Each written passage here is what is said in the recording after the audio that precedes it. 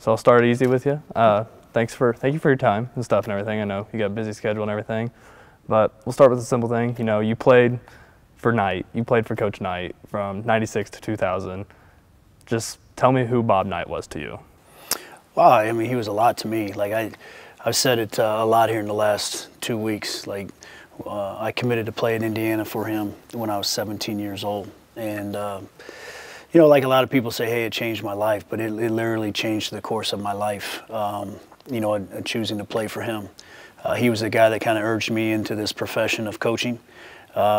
He let me know that whenever I was ready to get to start coaching, that he would, you know, the door was always open to get started with him, and I obviously took advantage of that by being a grad assistant for him at Texas Tech. And then, you know, just really, there's never been any professional decision that I've made in my life without consulting him up until he was sick. And so, you know, he just, you know, with the way that he went about his business, you know, really provided myself and so many others with just a foundation to be successful in life, which, you know, I think, you know, he was able to use, and I try to now, you know, use athletics to teach life lessons and how to be successful in life, because that's really what it's all about. And he provided us all with that strong foundation.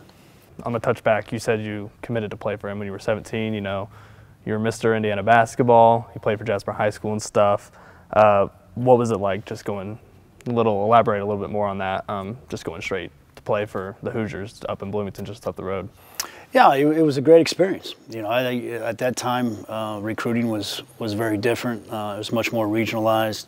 You know, you couldn't get every college basketball game on TV, so you grew up with Channel 4. Like, you got Notre Dame football, you got IU and Purdue basketball, and you know, when I got to an age where I knew I could play at the next level, you know, I kind of knew that if Indiana was an option, that's where I wanted to go. You know, Coach had such a dynamic presence and such a strong hold on the state from a recruiting standpoint.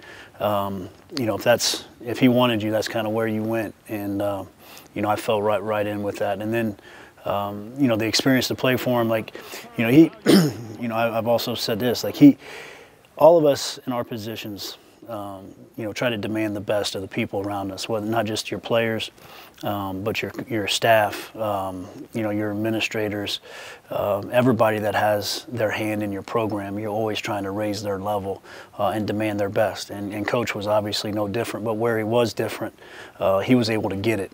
You know, and when he got your best, he never let you rest on that either. Like, he just kept expanding your boundaries, and I think that's what made him so special. Is he not only demanded your best, but he was able to go get it. Right. You know, circling back to Texas Tech, you know, you worked there as a graduate assistant under him. You're very much the journeyman, you know, Texas Tech to Stephen F. Austin to Eastern Illinois to Butler to Nebraska, UCLA, and then finally here at Ball State. And you said he influences you. There wasn't a decision you've made in your career without consulting Coach.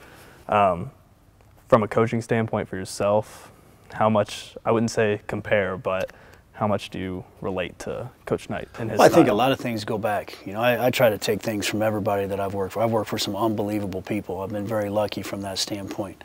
But going from a player with him to then working for him as a coach, you kind of peeled back the curtain a little bit, because, you know, when you're a player, you're so self-absorbed. You're just worried about how you're playing, how the team's playing, if you're playing, not playing, you know, all those type of things. Where when I was a GA, you kind of got to see how he operated on a day-to-day basis, like how he organized his staff, the time and detail in which he not only put into a game but into a practice. You know, how much thought and time that he put into each player off the court, just spending time and thought, you know, how he could help them improve, or if something was going on in their life, how he could reach them to help them become better. When you're a player, you don't realize, you don't even pay attention to any of that stuff. And so that was extremely valuable to be a part of that and see how he worked every day, and just the detail in which he went about his craft. Right. You know, you talked about seeing, you know, when you were a player, you more focused on your game, how the team played and all that. Go ahead and highlight a little bit more for me how his coaching really influenced like you as both a player and now as a coach? Well, I think his attention to detail, how the little things matter. Like you never shortchange the fundamentals. Just try to be great at a few things instead of average at a ton of things. I think the thing that I've been able to take from him is trying to establish accountability within our program. Holding guys to a certain standard. You don't necessarily play. Your opponent changes every game, but what you're playing against is the standard of Ball State basketball. And we had a standard at Indiana. We had a standard to play that he dictated. And so, we want to play to a standard of Ball State basketball, and then our opponents just simply present different challenges to play towards that standard. And just the details that go into it every day, and trying to push people outside their comfort zones where they can continue to grow. Gotcha. So obviously, Coach Bob Knight, his legacy, very untouchable. You at the exhibition game this year, you wore the red sweater in honor of him. We have the red chairs for this interview, and hence to his chair toss, his infamous chair toss.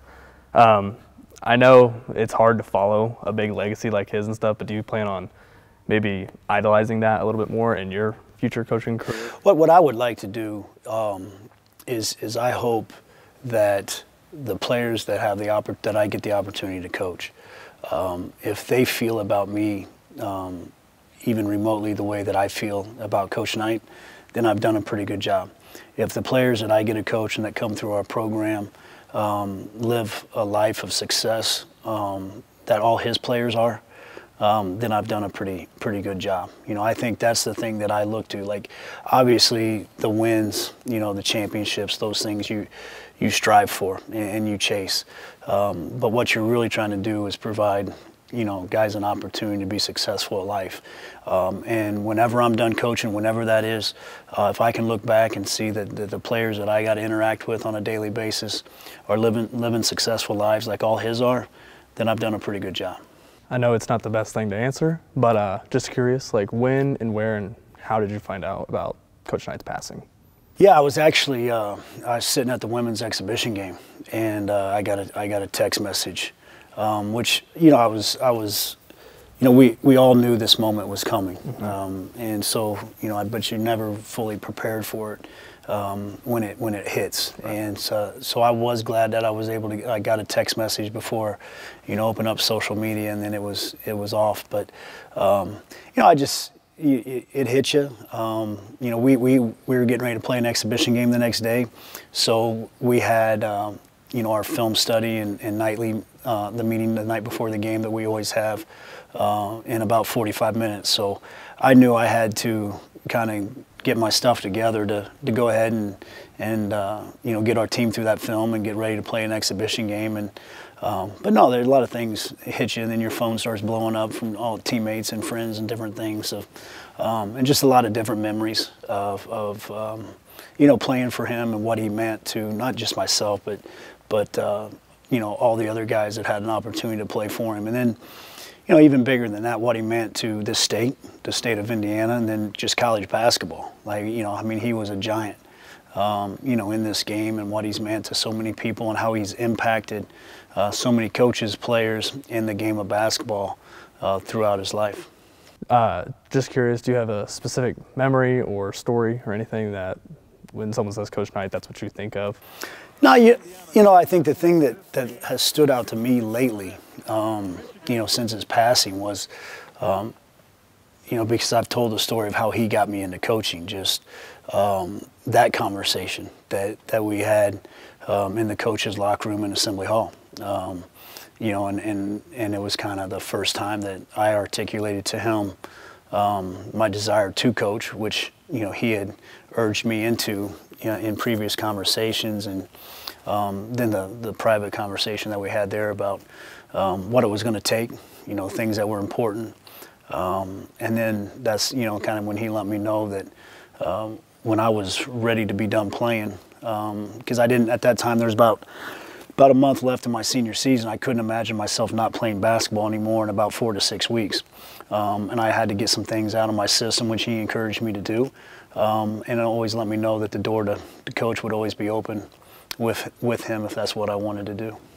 And one last question is, if he were here right now and you asked him, do you think he would be proud of you of where you're at today in your coaching standpoint? Yeah, I hope so, because I think he got me started on this journey. My journey was not easy. I think some of the things, like I remember him always telling us, just do your job, whatever it is, do it as well as you can. And if you do it good enough, it'll lead to the next opportunity.